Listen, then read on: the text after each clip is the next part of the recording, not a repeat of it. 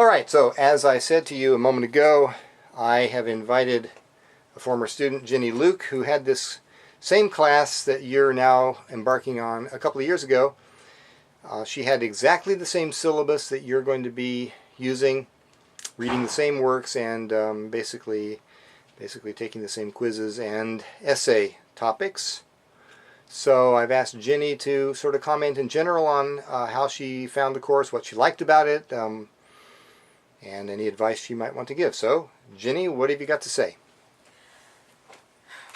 Well, this was one of the first English classes that I took at UGA, and I definitely loved it. It really sparked my love of Old English literature, of the history of medieval Europe, and I've taken several courses with Dr. Evans since then. I just took a course on Beowulf, and I absolutely loved it. I first read it in high school and then read it again in this class, and I think I loved every single thing that we read in this class. My particular favorites were some of the poems and the elegies. I actually got a tattoo of Deor that we read. Let me zoom in on that. Just if you'll stretch your arm out flat. Okay, I'm going to go right on into it.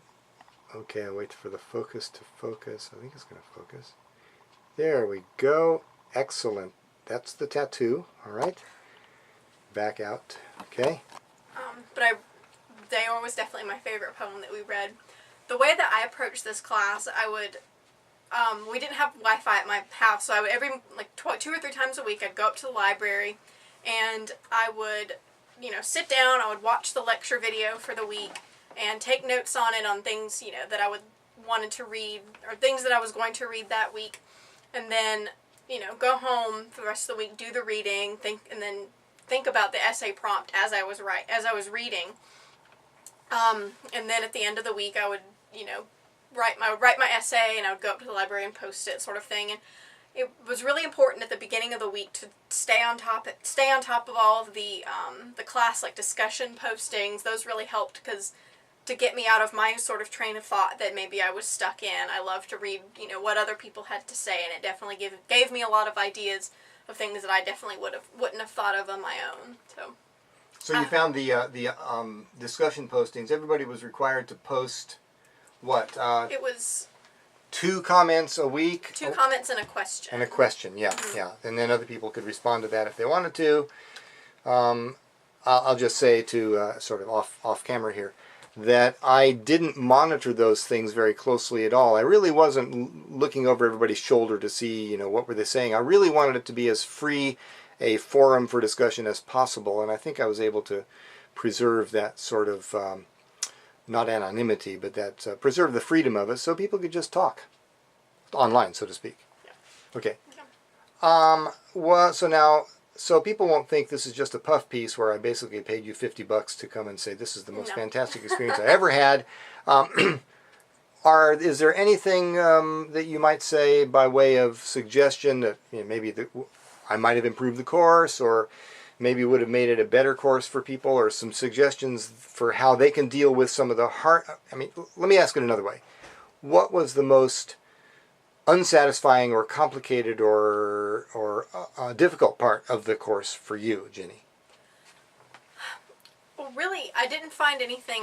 I know this feels contradictory to your thing about it not being a puff piece, but I didn't really find anything challenging about the course. The only thing was, because I took it over the summer, it was often hard to stay on top of things if I was, going on vacation with my family for the week.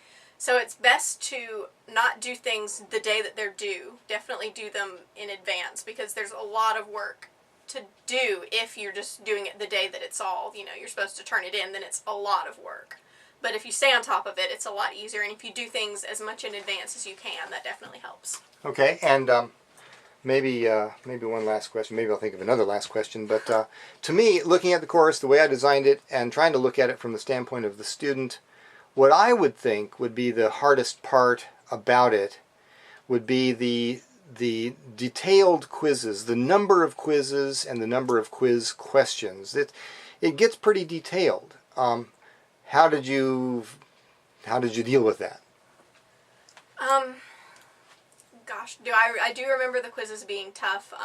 The best thing, honestly, was just to have the book open right there in front of me And even if I just could not, for the life of me, find something there, I'd have a second search tab open just to try to find some sort of answer. Yeah. Okay. So yeah, the understanding here is that this is an online course, and you're able to do it in the privacy of your own home or apartment or lake house or at summer camp or wherever you are doing this thing, and theoretically you have at your disposal all the reading materials for the book or for the course as you're taking the quizzes. And theoretically, you've got the whole internet open as well, so that if you have a really hard question, you might be able to find the answer online somewhere and post it.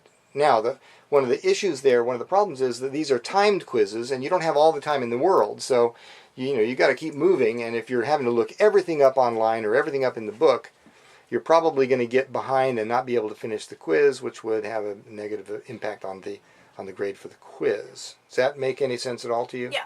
Yeah. But Okay. I never really ran into that problem of having to just look every single one up.